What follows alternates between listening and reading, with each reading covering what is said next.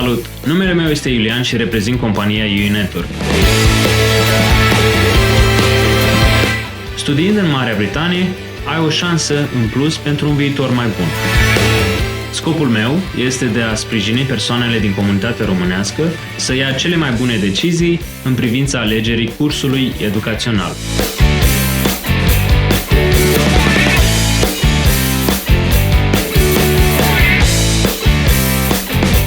Împreună am reușit să ajutăm studenți din întreaga lume să aplice și să studieze la una din universitățile de top din Marea Britanie.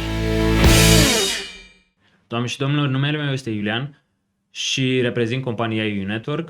După cum v-am obișnuit, continuăm seria interviurilor cu oameni de valoare. Astăzi am onoarea să îl am alături de mine pe Dorin Creț, absolvent IT și antreprenor în Marea Britanie. Dorin, mulțumesc mult că ai acceptat invitația și am o serie de întrebări pentru tine. Bună, Iulian, mulțumesc foarte mult pentru invitație. Mă bucur foarte mult să fiu aici alături de tine în acest studio și, bineînțeles, sper să avem un interviu cât mai amuzant. Eu sunt o persoană veselă și abia aștept să aud întrebările care, menționez, sunt surpriză. Așa este, Dorin. Toate întrebările sunt surpriză pentru tine, așa că o să începem cu prima întrebare surpriză și anume, cine este Dorin? Da, Iulian, o întrebare foarte, foarte bună. Cred că mergem de-a lungul vieții și foarte rar ni se întâmplă să și aflăm cine suntem cu adevărat. Însă o să încerc să păstrez această descriere cât se poate de simplu. Sunt un român din Ardeal, născut la Deva, în județul Hunedoara, acum aproximativ 42 de ani și pe care valurile și circumstanțele vieții l-au adus acum 5 ani pe teritoriul Marii Britanii, unde s-a și stabilit, după cum puteți vedea. Mă bucur mult. Vreau să spun că vârsta ta nu te dă de gol. Prima dată când ne-am întâlnit, vroiam să te invit la fotbal și majoritatea colegilor la fotbal au până maxim 30 de ani. Deci, practic, tu te încadrai în limita de vârstă. La seniori. La seniori, clar. Deci nu arăți de 42 de ani. Deci te felicit pentru activitatea ta. Mulțumesc. Aș vrea să te întreb, cum a fost copilăria ta? Wow! Copilăria mea a fost wow. Practic a început în comunism, ca să spun așa. Când sistemul comunist din România a fost înlăturat, eu aveam aproximativ 10 anișori, deci cei 7 ani de acasă plus ceva. Da. A fost o copilărie relativ fericită, însă odată cu Revoluția, tatăl meu și implicit familia mea am decis că este momentul să ne privatizăm și muncesc de la o vârstă de la care nu mai mi-aduc aminte, cred că 13-14 ani, am lucrat la afacerea familiei, lucru pe care am continuat să-l fac foarte, foarte mult timp, da, până aproximativ în momentul în care am decis să plec în Marea Britanie. Am avut afaceri mai mici, mai mari, unele dintre ele având peste 200 de angajați. Wow. Un lucru foarte, foarte complicat în România, însă circumstanțele vieții și o anumită situație familiară m-a adus în Marea Britanie. Aș vrea să vă spun un lucru și să-ți spun un lucru, Iulian. Atunci când ești în locul în care trebuie să fii, toate lucrurile merg absolut extraordinar. Merg de la sine, cum s-ar spune. Merg de la sine. Practic am venit în Anglia în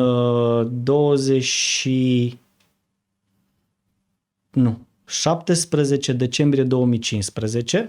Ții minte exact data? Țin minte exact data pentru că am aterizat. Da. Era o zi extrem de ploioasă. Nu aveam prieteni, nu aveam la cine să vin, aveam doar un număr de telefon a unei persoane pe care nu o cunoșteam, care a zis vino aici în UK, vin gara la Isam și de acolo te iau și îți dau un loc unde să dormi. Aș vrea să spun că am venit cu 2 cartușe de țigări și 40 de lire. Wow. Erau tot ce aveam eu pe viața mea în momentul respectiv. Și totuși lucrurile s-au legat într-un mod absolut extraordinar. Mi-aduc aminte că era vinerea.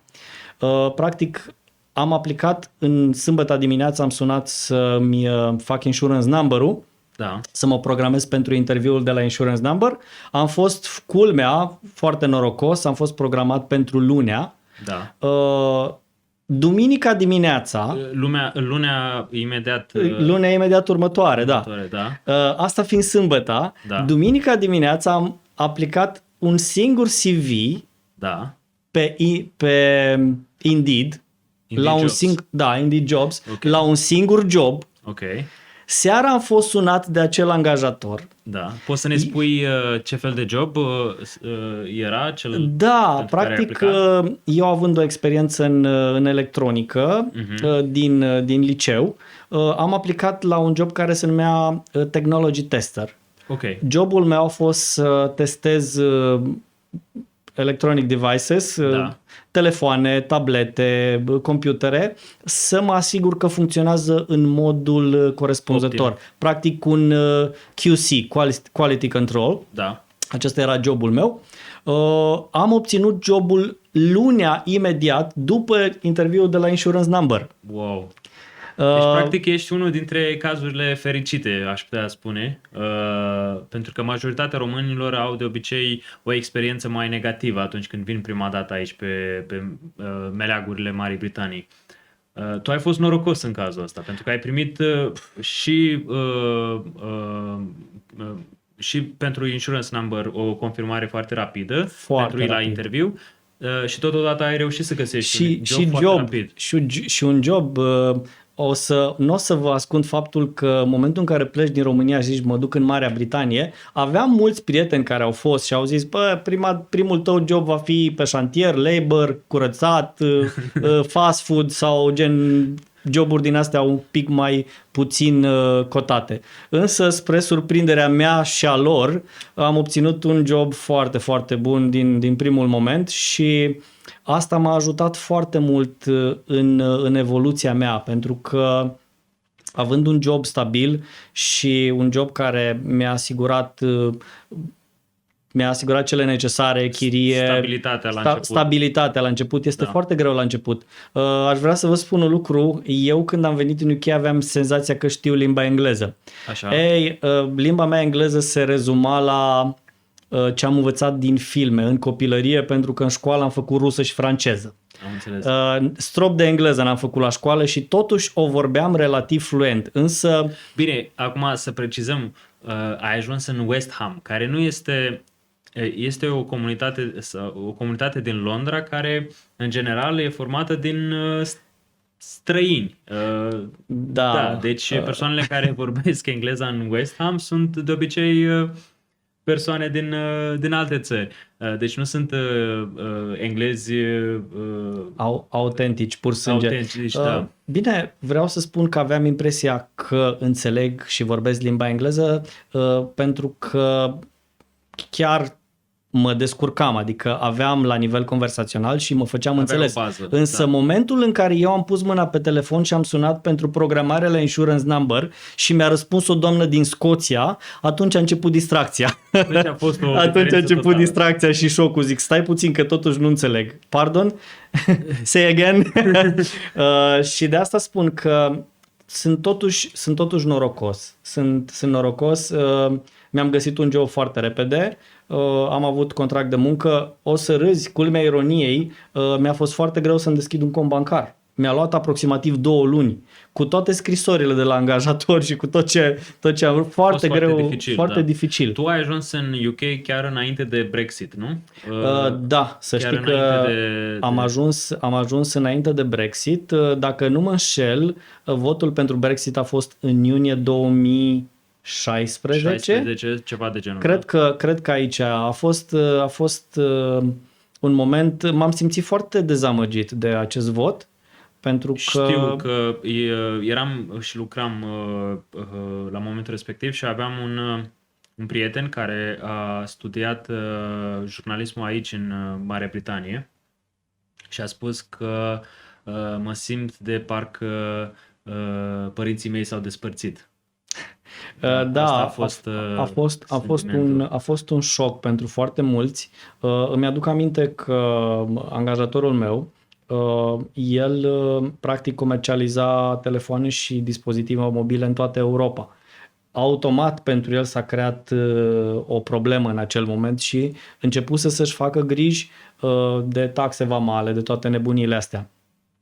Aș vrea să-i mulțumesc lui JD, că așa era poreclit angajatorul meu. Aș vrea să-i mulțumesc pe această cale, deși el nu înțelege limba noastră, pentru suportul pe care mi l-a oferit, deoarece imediat după ce am obținut acel job am mai trecut, cât să zic, aproximativ 6-7 luni și am decis că aș putea să-mi continui studiile, studii pe care în România, datorită contextului și afacerilor familiare, le-am ignorat. Le-am ignorat, ca să zic așa. Practic, terminând liceul de electronică, continuarea firească este industria IT. Da.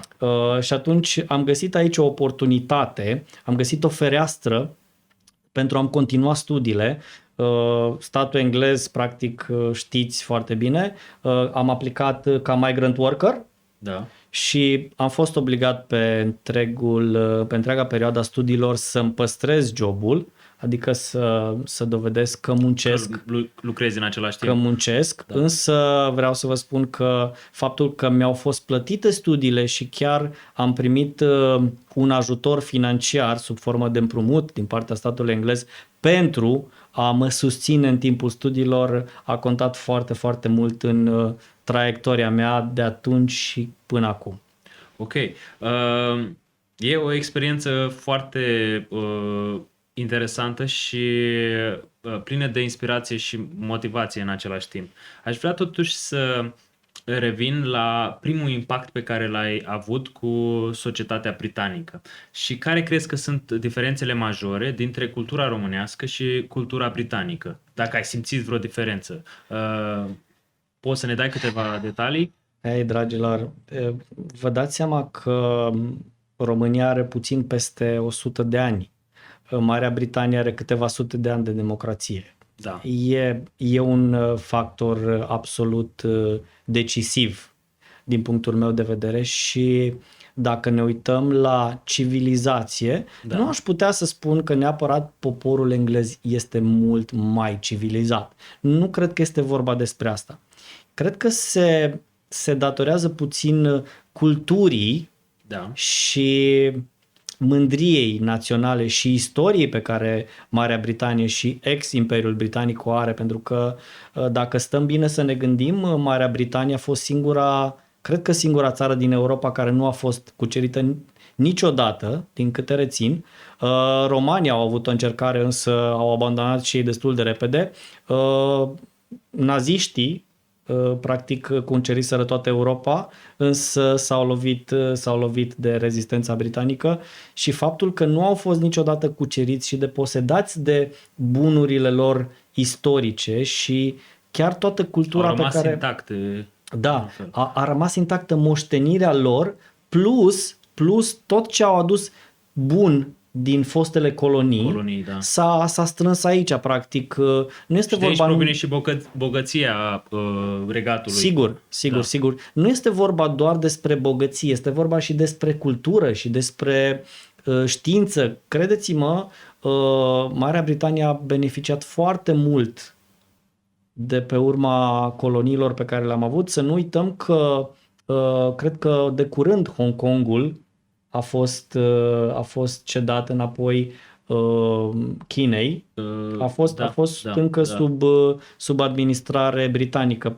Până de curând, sincer, nu mi-aduc aminte anul, însă rețin evenimentul în care practic Marea Britanie a cedat suveranitatea Hong Kongului. Și dacă ne uităm la Hong Kong în ultimii 20 de ani, acolo a fost o explozie incredibilă. Da, la fel ca și în Dubai, de exemplu, sunt regiuni care s-au dezvoltat enorm în ultimii 20 de ani. Sigur.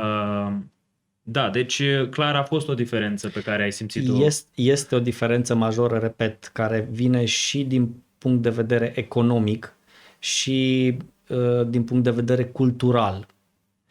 Este o diferență mare. Istoria britanică este mult mai avansată și mai lungă. Să nu uităm că principatele române au fost un fel de județe, niște eurozone. Se încearcă crearea unor eurozone.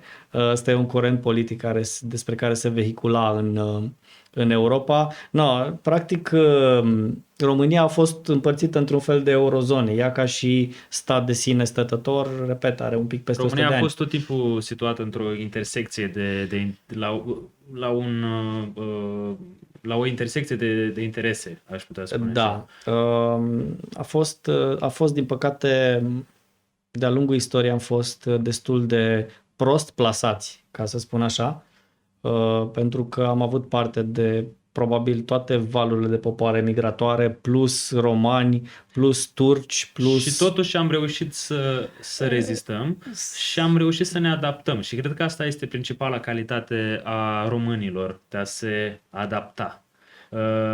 Văzusem recent anumite statistici, cum că în UK, la ora actuală, sunt în jur de 900.000 de români rezidenți. Da, și deci, cred că clar, ca un popor cu 900.000 de oameni să se poată integra 100% în acea societate, vorbesc de date oficiale. Dar probabil că sunt mult mai mulți. Eu cred că sunt mult mai mulți. Deci un popor care se poate adapta este un popor inteligent.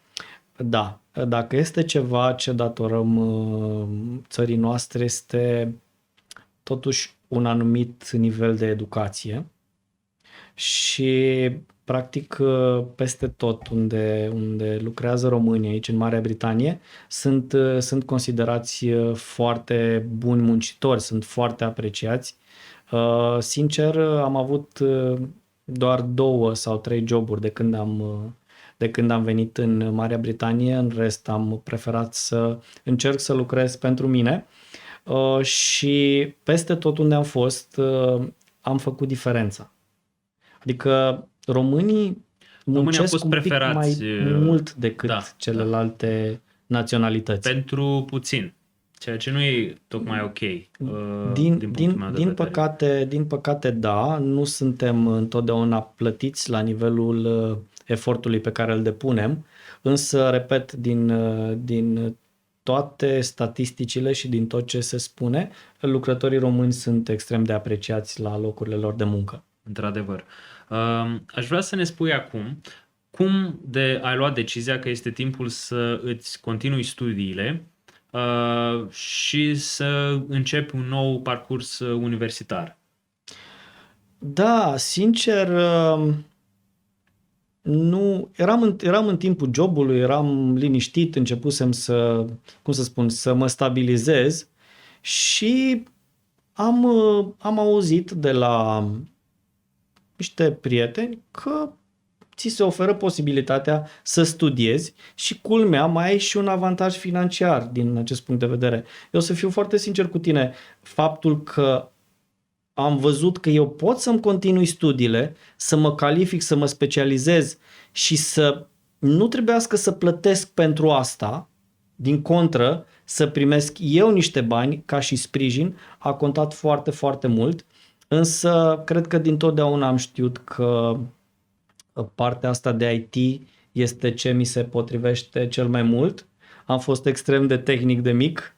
Eram cu șurubelnițe prin toate calculatoarele și prin tot ce prindeam la îndemână și de asta cred că până la urmă... De acolo vine practic, din copilărie vine pasiunea ta pentru IT.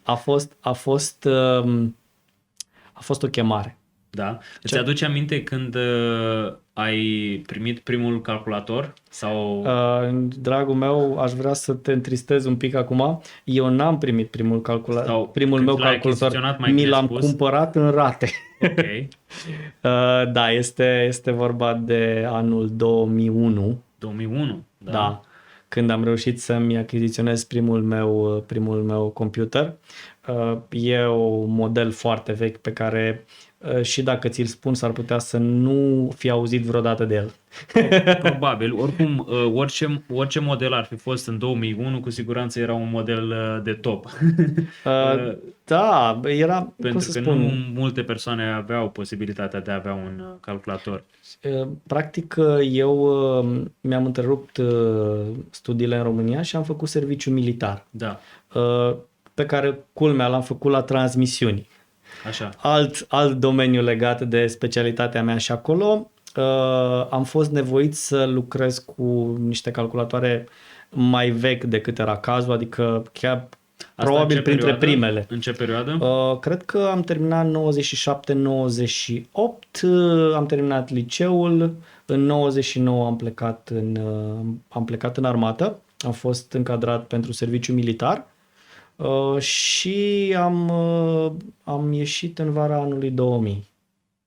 Și în cursul serviciului militar am fost nevoit să învăț să lucrez cu calculatoarele, era ceva Deci, nou pentru mine. În momentul în care ți-ai achiziționat primul calculator, tu deja aveai anumite cunoștințe. Exact. Deja Întrebarea știam. următoare ar fi fost ce reprezenta sau ce credeai tu că poate face un calculator înainte de a-l achiziționa? Ce reprezenta pentru tine un calculator la vremea respectivă? Să știi că... Sau un computer personal? Da, să știi că mi-a luat un pic de timp. Practic, eu în timpul serviciului militar am folosit acele computere să generez rapoarte. Însă mi-a luat un timp să realizez cam cât de multe lucruri poți să faci cu un computer. Și cred că nici în zi de azi nu știu în totalitate, chiar din poziția de inginer IT, nu știu în totalitate ce se poate face cu un computer. Sunt atât de multe Sunt posibilități aplicații nelimitate, mai ales credem. în ziua de astăzi. Asta e clar. Acum aș vrea să te întreb un pic despre experiența ta de la facultate. Deci ai luat decizia că e timpul să îți continui studiile. Clar știai ce trebuie să faci pentru că IT-ul te-a atras încă de mic copil și ai luat decizia că este bine să aplici. Ai aplicat la facultate. Cum a fost tot procesul de la început? Foarte, foarte lejer, aș putea să spun, deși nu aveam chiar toate documentele care îmi trebuiau, însă am aplicat printr-o agenție Da. și practic acei oameni de la agenție m-au ajutat pe tot parcursul procesului până la admitere, până în momentul în care am fost admis.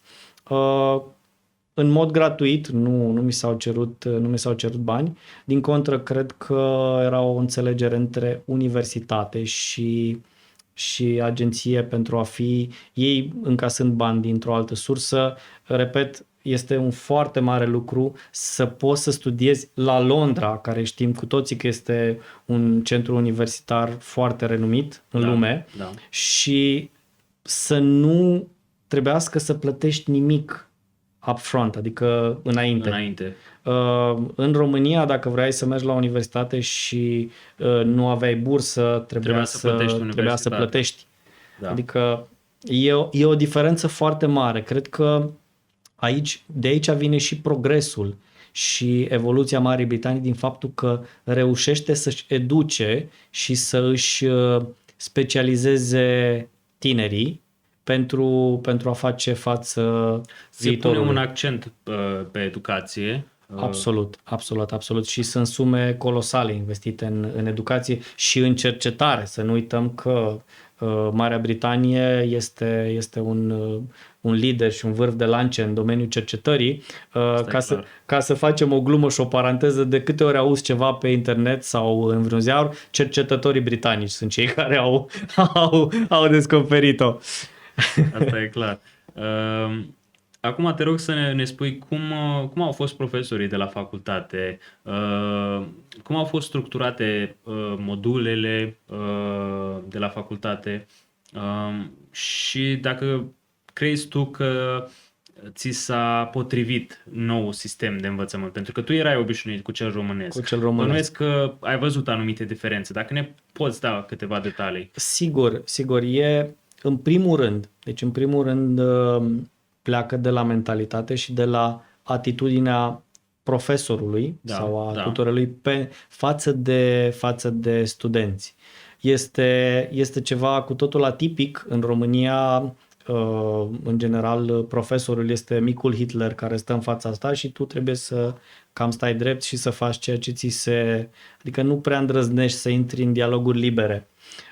Aici approach-ul sau scuzați-mi romgleza, romgleza e inevitabil după atâta timp încep să împrumuți și să adaugi cuvinte în vocabularul românesc. Abordarea. Da, cum să spun, abordarea este total diferită. Aici profesorul este oarecum prietenul și mentorul tău. Nu am întâlnit vreun profesor căruia să-i fi cerut ajutorul sau căruia să îi fi cerut vreun sfat sau să-l fi întrebat ceva să nu-mi răspundă și să nu facă tot posibilul să mă ajute pentru a înțelege și pentru a face ceea ce am de făcut, pentru că nu ascund, nu este chiar atât de ușor, totuși sunt niște task-uri, niște examene, niște assignment-uri care trebuie să muncești și să citești pentru a le putea duce la bun sfârșit. Nu spun că sistemul britanic de învățământ e piece of cake sau floare la ureche. Nu este așa și aici, ca și în România. Nu este pentru toată lumea, asta e clar. Deci trebuie să... Și aici trebuie să depui efort. Însă, repet, diferența este de modul în care profesorul te tratează și te interacționează cu tine. Într-un mod mai plăcut, mai interactiv, mai cald. Mai interactiv și deci, mai cald. practic, relația dintre student și profesor este mai mult de prietenie. Mai mult de prietenie decât de subordonare. Și îmi amintesc că primul meu modul a fost de web design. Da. Practic am învățat să creăm website-uri și noțiunile despre crearea unui website și tot ce înseamnă. Și vreau să vă spun vreau să-ți spun, Iulian, că sunt prieten cu acel profesor și în zi de astăzi și ne auzim la telefon. Încă păstrăm legătura și ne vedem și vorbim.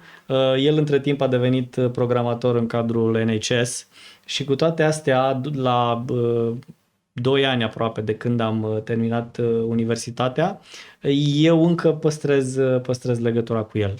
Și bănuiesc că atunci când ai o problemă sau atunci când ai nevoie de un sfat, îl poți apela cu încredere. Deci, practic, aici intervine și rolul de mentor al profesorului. Cu siguranță. Ce am observat aici este implicarea profesorului dincolo de ora de curs, dincolo de ziua în care sunteți împreună și studiați. Dacă ai o idee de afaceri sau vrei să devii antreprenor, întotdeauna profesorii te vor susține și te vor ghida. Și nu doar profesorul de web design este cel cu care țin legătura, chiar și, liderul de program.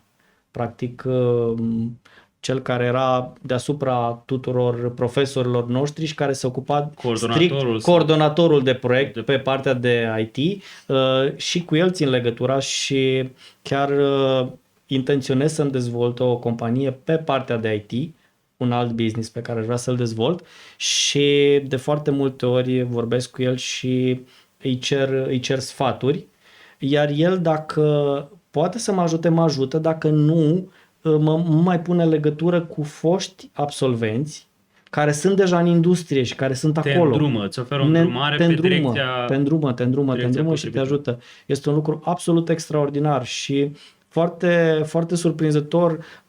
Nu contează de ce naționalitate este. Profesorul are aceeași atitudine. Absolut deci aceeași atitudine. Deci atitudine. Nu face diferența între studenți. Nu. Din contră, dacă te vede că ești implicat la facultate, te vede că ai o dorință de a învăța și de a reuși, te susține și mai mult. Și în afara programului. Te susține și mai mult. Da. Bănuiesc că și în România, clar, și în România sunt profesori care trec peste aceste bariere, dar cred că în România nu e neapărat problema profesorului, e mai mult problema sistemului de învățământ. Da, e puțin... Gândiți-vă că un student full-time în România își petrece 5 sau 6 zile pe săptămână câte 8 ore în campus. Aici, un student full-time își petrece doar 2 zile câte 8 ore în campus. Aia înseamnă full-time în Marea Britanie. Automat îți rămâne timp să studiezi, să te perfecționezi, să muncești, să ai o viață personală. Pe când în România, ca student, nu mai poți munci pentru că sau poți să muncești de noapte și ajungi a doua zi la cursuri cu ochii cât cepele. Da. Adică, cum să spun, soluțiile sunt destul de limitate și mai mult nici statul nu te prea susține. Aici te susține și statul și în plus îți oferă și un program de studiu mult redus ca și volum, însă parcă mai bine focalizat pe ceea ce ai nevoie în domeniul respectiv. Deci ți se oferă strictul necesar de care tu ai nevoie. Absolut. Ca să poți să te descurci pe piața muncii după. Absolut. Da? Vreau să menționez că sistemul de învățământ britanic se bazează foarte mult pe self-learning. Da. Adică studiu individual. Tu trebuie să fii cel care aprofundează.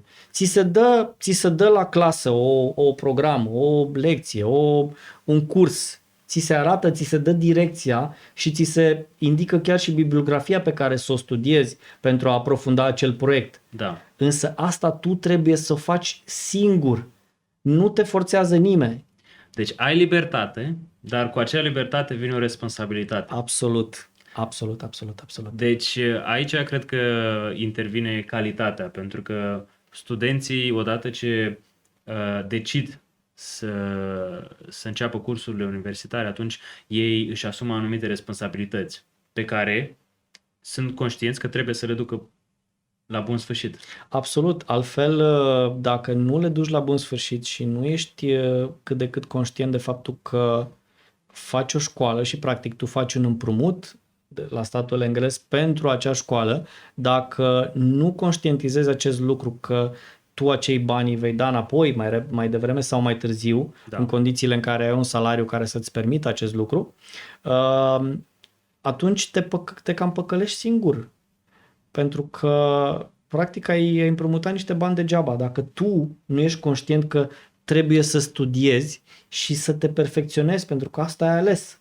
Și repet, ai împrumutat niște bani în acest scop. Corect. Dacă acea universitate sau acele studii nu îți aduc un beneficiu mai târziu, înseamnă că ai cheltuit niște bani degeaba. Și ai luat o decizie nu prea fericită. Nu prea fericită. Da, nu prea fericită. Asta într-adevăr. e clar. Spune-mi, te rog, dacă ai avut parte de un profesor care te-a învățat o lecție de viață sau te-a învățat ceva anume care te-a ajutat pe tine foarte mult, chiar și după ce ai terminat facultatea. Da, și este vorba de profesorul de web design. Cred că de aceea am și rămas prieteni. Mi-a inspirat, nu știu cum să vă spun, eu sunt ca și persoană foarte dinamic, cu foarte multe idei și de foarte multe ori nu reușesc să-mi canalizez energia eficient, fiind împărțit între foarte multe proiecte. Iar acest profesor mi-a deschis ochii în această direcție și mi-a spus, băi, începe un proiect, finalizează-l, nu mai începe alte 5 pentru că nu o să le poți face pe toate. Duce la bun sfârșit. Și asta este o chestie pe care spiritul antreprenorial pe care eu l-am căpătat în România și cu care am venit aici, acolo la noi în țară, practic, tu trebuie să fii un afacerist foarte abil pentru a putea supraviețui. Și trebuie să găsești tot felul de soluții și să te implici în tot felul de soluții alternative pentru a-ți atinge scopul. Aici este totuși un pic altceva. Sistemul economic este creat de așa natură încât tu, dacă îți faci treaba foarte bine într-un proiect și îl duci la capăt, îți aduce beneficiile. Nu trebuie să te implici în foarte multe ca să ai succes. La noi în țară, și bun. Da, puțin și mai de calitate. Și dacă vorbim de sistemul economic, o să fac o foarte scurtă paranteză să vă spun de ce sistemul economic britanic este net superior sistemului economic din Românesc, România. da. Este foarte simplu, dragilor. Și vă încurajez pe toți cei care mă auziți și ne auziți să dacă aveți posibilitatea și ideea și pornirea să vă deschideți un business în Marea Britanie din simplu fapt că statul și sistemul te ajută. Practic, diferența majoră este că în România, dacă ai deschis un business sau o afacere, practic în 15 luna următoare deschiderii tu datorezi bani statului român pe care trebuie să-i plătești, sunt scadenți. Dacă ai deschis o companie în Marea Britanie, ești lăsat în pace un an de zile, în timp în care nu trebuie să declari absolut nimic. Tu pe un an de zile faci declarația dacă ai fost sau nu activ din punct de vedere economic. Iar dacă ai fost activ, declar că ai fost activ, după care, după acest an de zile, mai ai încă 9 luni la dispoziție să depui situația financiară și toate tranzacțiile pe care le-ai efectuat în acel an și să îți plătești taxele. Deci asta înseamnă că în UK, în Anglia, primele taxe pe care le plătești statul englez sunt după 21 de luni de la începerea afacerii. Ceea ce îți oferă timp suficient ca tu să poți să te dezvolți și să te dezvolți. Exact, da. Exact. Plus partea birocratică care este, mi-am deschis un LTD în 12 minute. Wow. Ceea ce în România este un chin. Am deschis destul de multe companii și am umblat cu atâtea acte încât n-are rost să-ți spun. L-am deschis online în 12 minute, dragilor, și m-a costat 12 lire. În acest moment, dacă o să mergeți în țară și veți deschide un business, vă costă cel puțin 2000 de lei, adică undeva la 400 de lire. Wow. Faceți o diferență. Da. Deci o diferență majoră. E majoră. Că tot mă întreba, Iulian, care este diferența și care sunt diferențele între sisteme. Începem să observăm. Uluitoare, credem, uluitoare. Care au un impact major. În sistemul economic și în performanțele economice ale țării. Absolut. Și totul pornește de la anumite principii care teoretic sunt simple. Da, nu-l sugrumăm pe micul investitor. Corect. Și pe micul întreprinzător. Nu îi punem talpa în gât și luăm taxe. Corect. În prima lui lună pentru că, practic, orice business ai începe, nu ai cum să fii pe profit în primele 6 luni. Da. Evident, dacă este un business serios și dacă nu ai extrem de mult capital la dispoziție, sau și dacă l-ai, nu ai cum să fii pe profit după investiție în primele 6 luni. Ori dacă tu trebuie să-și plătești și taxe după o lună și jumătate, ai nevoie de o perioadă de amortizare a investițiilor. Este foarte greu să te dezvolți.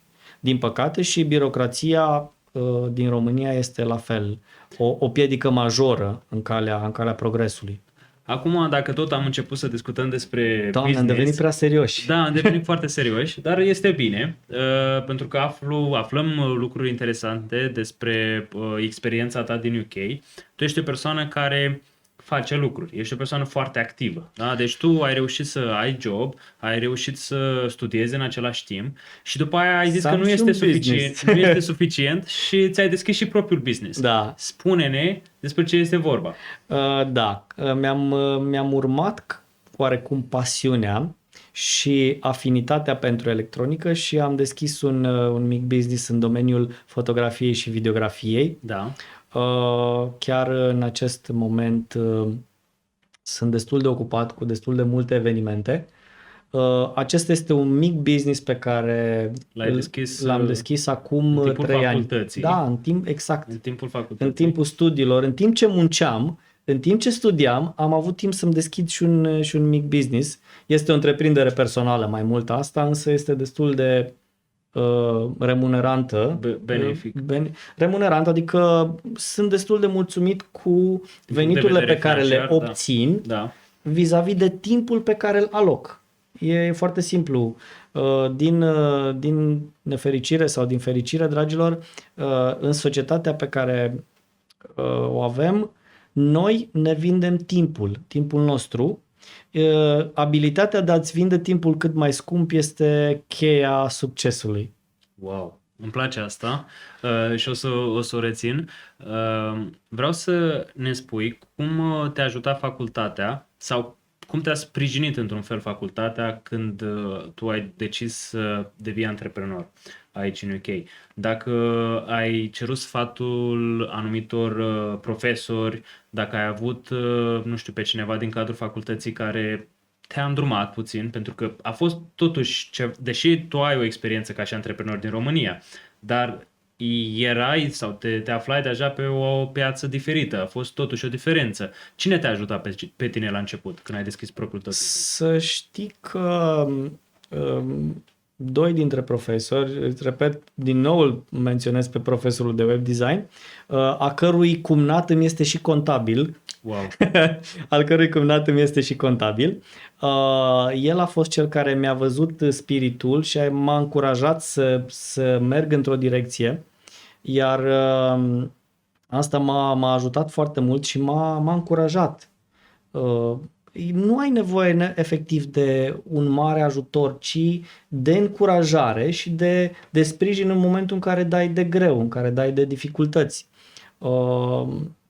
În acest moment, practic, eu mai dau de lucru încă altor doi fotografi, pentru că, evident, nu reușesc să le fac pe toate singur și încet sper să reușesc să cresc acest business până în momentul în care devine self-sufficient sau merge de la sine, moment în care aș vrea să mă dedic celuilalt proiect în faș al meu, cel cu firma de IT. Aici aș vrea să dezvolt un business pe web design, app developing și practic partea hardware în care și în acest domeniu ești implicat? Sunt implicat în sensul că fac planning și caut soluții de finanțare pentru acest proiect, pentru că ca și orice alt proiect nu poți să-l faci singur, Iulian. Clar. Ai nevoie de o echipă și această echipă trebuie plătită. Corect. Trebuie plătită și cel mai important este să găsești proiectele în care să te implici, care să îți aducă venituri să-ți plătești echipa. În acest moment caut finanțare pentru businessul meu și... Pentru al doilea business. Da? Pentru că aș vrea să nu repet o greșeală pe care am făcut-o în România, atât eu cât și tatăl meu, aceea de a finanța un business nou dintr-un business existent care funcționează. Nu. Fiecare business ar trebui să funcționeze de sine stătător. Da. Aceasta este o lecție pe care am învățat-o pe propria experiență, practic falimentând două firme, una care mergea și una care o începusem și practic datorită faptului că cea de-a doua nu a mers, am tot finanțat din businessul care era viabil și din păcate am ajuns în insolvență cu ambele lucru care nu a fost deloc benefic, cred că îți dai seama, însă asta am învățat. Nu voi rupe niciodată fonduri dintr-un business ca să finanțez un altul. Nu. Creezi un proiect și cauți finanțare pentru acel proiect. Dacă merge bine, dacă nu, rămâi cu unul care funcționează. Corect. Deci, practic, tu ești pe principiu să ai mai multe coșuri cu ouă și nu-ți pui toate ouăle în același... Într-un coș. Dacă trebuie să învățăm o lecție din pandemie, este aceea de a avea mai multe surse de venit. Asta e clar. Spune-ne, te rog, pentru că tu ai reușit să-ți deschizi propriul business care este pe domeniul foto-video și totuși această ramură, în special această ramură, pe perioada pandemiei a fost foarte afectată. Cum ai reușit să supraviețuiești? Sau cum ai reușit să te reinventezi în perioada pandemiei? Da, în perioada pandemiei să știi că totuși business-ul n-a fost atât de afectat pe cât se crede și pe cât se vehiculează. Am avut lucrări și pe perioada pandemiei, evident respectând restricțiile, însă nu știu dacă am avut mai mult de 5 sau 6 evenimente anulate dintr-un total de destul de multe. Nu am suferit atât de mult pe partea asta. În schimb, în momentul în care, chiar în momentul primului lockdown, în care chiar a trebuit să stăm în casă de adevăratelea, am descoperit un business online pe partea de criptomonedă care mi-a adus un venit destul de bunicel. Deci ai fost implicat și pe partea cripto. Deci Sigur. ești o persoană super activă pentru că ai foarte multe activități. Ai reușit să studiezi, să-ți duci facultatea la bun sfârșit. Ai reușit să lucrezi la început facultății, să-ți ții un job și după aia să devii antreprenor, plus partea de cripto. Mai sunt și alte lucruri, mai sunt și alte cred că abilități pe care le ai. Cred că de-a lungul acestei perioade am mai reparat și calculatoare pentru diversi prieteni și chiar clienți pe care i-am avut de-a lungul timpului de când am venit în UK. Este ceva ce mi-a plăcut dintotdeauna, șurubăritul și astea și nu știu, cred că ar mai fi, însă în momentul ăsta, dacă mă întrebi, mi-e destul de cald și nu mi-aduc aminte. De unde îți găsești motivația? Pentru că ești o persoană destul de energică, ești o persoană care este dornică să creeze lucruri și să aibă rezultate bune. De unde îți iei doza de energie și motivația necesară pentru a face toate aceste lucruri? Wow, o întrebare foarte bună. Chiar mi-ar trebui o doză de energie în momentul ăsta, Iulian. Am dormit aproximativ 3 ore azi noapte. Cred că este vorba de pasiune. Cred că este vorba de incapacitatea de a sta liniștit. Nu este neapărat o calitate. E o liniște interioară care îți oferă energie? Nu, chiar nu am liniște interioară. Sunt destul de activ, de agitat. Că de asta sunt energic și îmi place mereu să studiez lucruri noi și eu sunt un fel de yes man. Nu știu dacă ai văzut, era un film cu Jim Carrey în care îi s-a spus să spună doar da. Eu sunt omul care dacă aud o idee, eu sunt yes și da. Foarte, foarte rar vei auzi, nu mi-aduc aminte, să fi spus nu din prima vreunui proiect sau vreunei oportunități care bineînțeles că mi s-a arătat.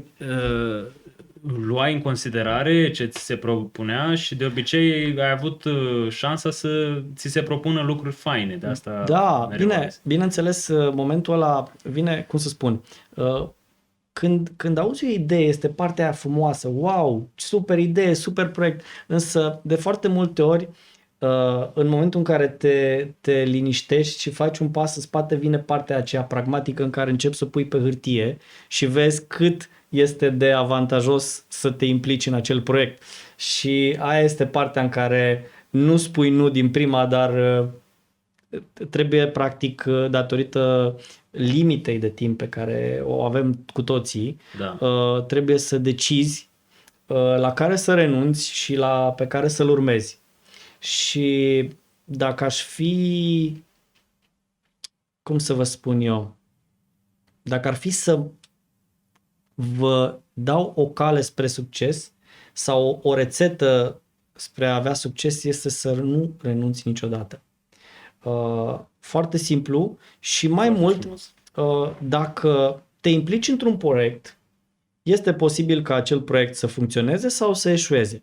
Dacă te implici în 5 proiecte, posibil ca toate 5 să eșueze, însă garantat dacă te implici în 10, 20, 30, 50 de proiecte, statistic este imposibil ca 1, 2, 3, 5, X să nu reușească. De aceea, când am spus să nu renunți, este să îți continui căutarea până în momentul în care ajungi să ai succes și să atingi the sweet spot sau locul unde te simți tu confortabil. Ce înseamnă pentru tine succesul? Well, succesul. Succesul cred că trebuie să fie un amestec de lucruri și de factori. În primul rând, nu neapărat succesul înseamnă să fii realizat financiar. Cred că succesul este să fii mulțumit cu ceea ce ești, ceea ce ai, și să fii fericit cu ceea ce produci însă punând în balanță munca și viața.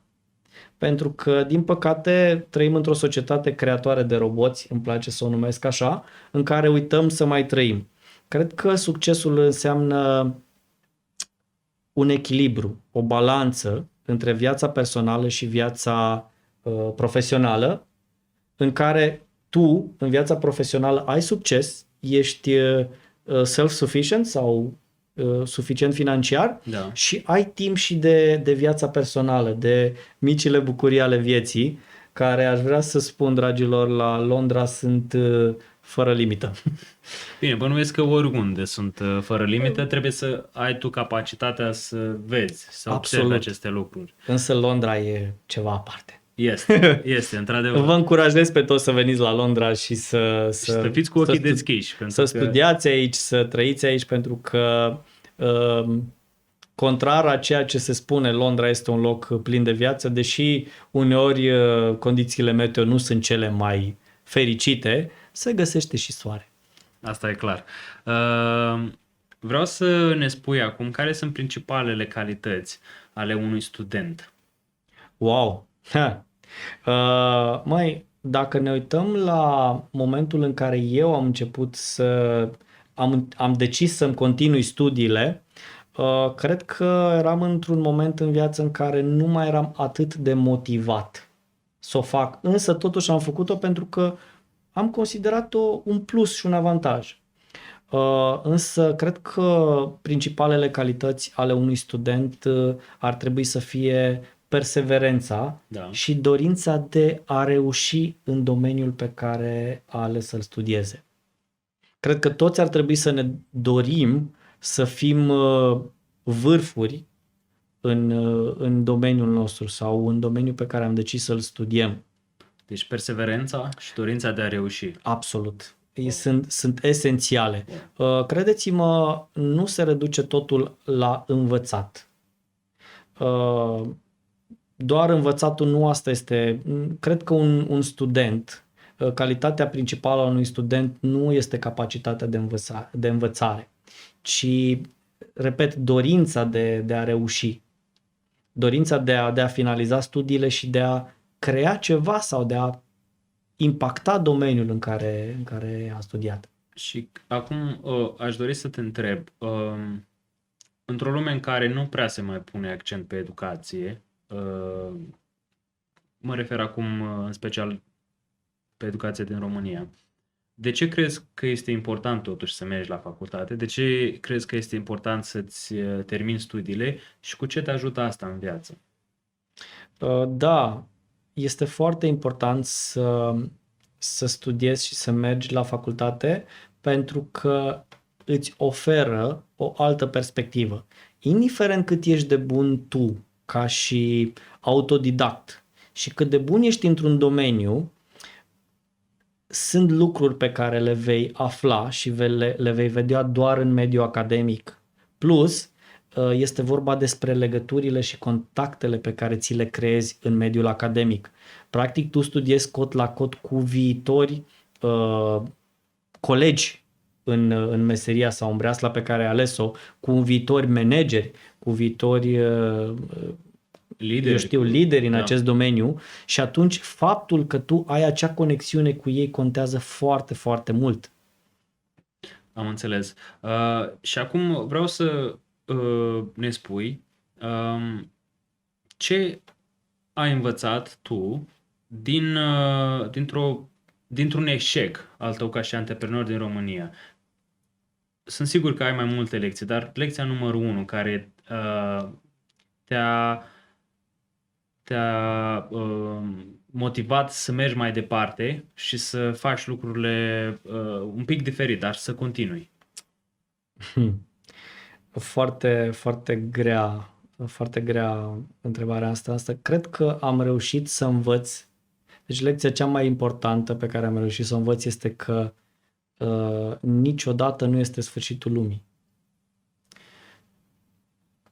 Ai căzut, ai eșuat, asta este. Alt proiect, o altă încercare. Deci să o iei Să o iei de la Să o capăt. iei de la capăt mereu. Eu tind să conduc discuțiile și ceea ce spun cam în aceeași direcție. Nu renunța Da. și uh, o să râzi acum, dar e versul unui artist de rap american. Ok. Get rich or die trying.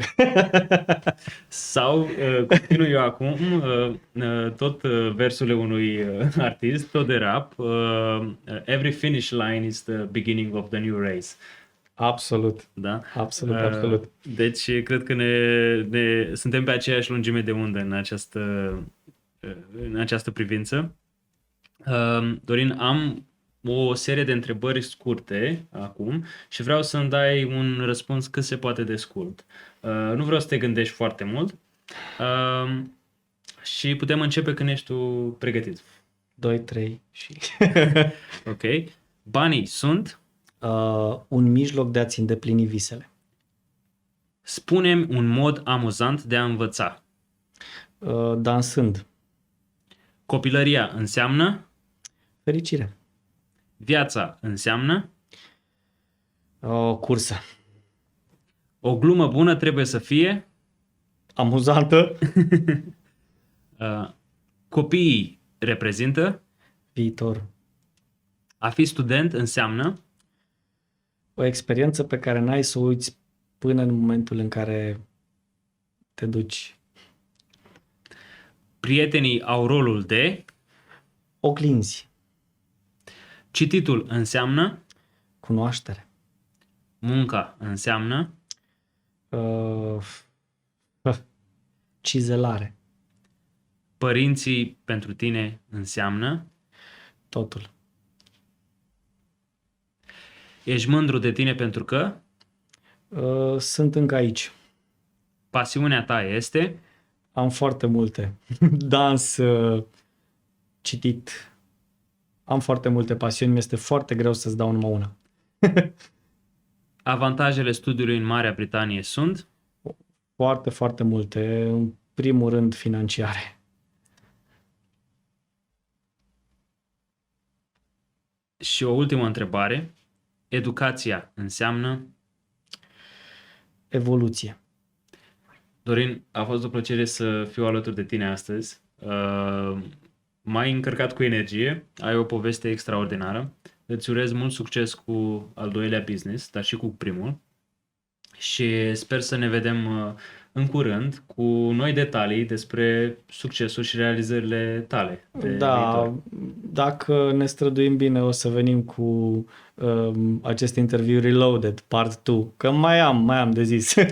Clar, cu cea mai mare plăcere. Mulțumesc foarte mult, Iulian, pentru invitație. Repet, a fost o onoare pentru mine să mă aflu alături de tine astăzi și să încerc să fiu o inspirație pentru tinerii care decid să studieze și să vină în Marea Britanie. Deci, clar, sunt oportunități, se pot face foarte multe lucruri. Dacă simți că ești singur, că nu ai prieteni care te pot îndruma, îi poți găsi. Se găsesc grupuri, se găsesc multe evenimente la care poți să participi, deci poți să faci lucruri. Cum spunea și Dorin mai devreme, trebuie doar să vrei, trebuie doar să... Și aș vrea să vă indic aici un bun prieten în condițiile în care doriți să studiați în Marea Britanie, este Iulian. Vă mulțumesc. Aș vrea să te rog, Iulian, să le spui celor care ne vor viziona ce faci tu pentru studenți. Tocmai ce am și încercat să creăm astăzi a fost un interviu cu tine ca și o persoană de succes care a luat viața pas cu pas, da? De la prima interacțiune cu mediul britanic, ai văzut, am descoperit cu toții că a fost o diferență de cultură, ai reușit să te adaptezi, după aia ai trecut la următorul pas de a-ți găsi un job, de a reuși să te integrezi în această societate. după care ai luat decizia de a merge la facultate, după aia nu te-ai oprit și ai mers mai departe, ți-ai deschis propriul tău business și a fost o constantă evoluție. Deci noi încercăm să creăm interviuri în care să le arătăm comunității românești că se pot face lucruri faine, că poți să realizezi ceva în Marea Britanie dacă îți dorești, dacă reușești să îți depășești limitele și barierele. Trebuie doar să vrei. Eu reprezint compania EU Network. Ne ocupăm cu ajutorul persoanelor interesate să studieze în Marea Britanie. Practic le oferim consultanță, le oferim cursuri de limba engleză gratuite pentru a-i pregăti pentru interviurile de la facultate și pentru a depune dosarul la facultate. Deci îi ajutăm cu tot procesul și tot parcursul ăsta de a intra la facultate pentru a le face experiența lor cât mai ușoară. Și vrem să creăm o comunitate de lideri, de oameni care au succes, care se implică și practic ușor, ușor reușim să schimbăm și România, reușim să schimbăm și comunitatea românească având rezultate mai bune și trăind mai bine aici. Sau dacă se vor întoarce în România, trăind mai bine în România. Super! Doamne și domnilor, vă mulțumesc mult că ați urmărit acest interviu. Dacă v-a plăcut, ne ajută foarte mult să dați un like, un share și un subscribe. Dacă vreți să studiați în Marea Britanie, puteți să ne contactați pe rețelele de socializare EU Network sau puteți să accesați site-ul www.eunetwork.co.uk. Vă mulțumesc foarte mult! Salut! Numele meu este Iulian și reprezint compania EU Network. Studiind în Marea Britanie, ai o șansă în plus pentru un viitor mai bun. Scopul meu este de a sprijini persoanele din comunitatea românească să ia cele mai bune decizii în privința alegerii cursului educațional.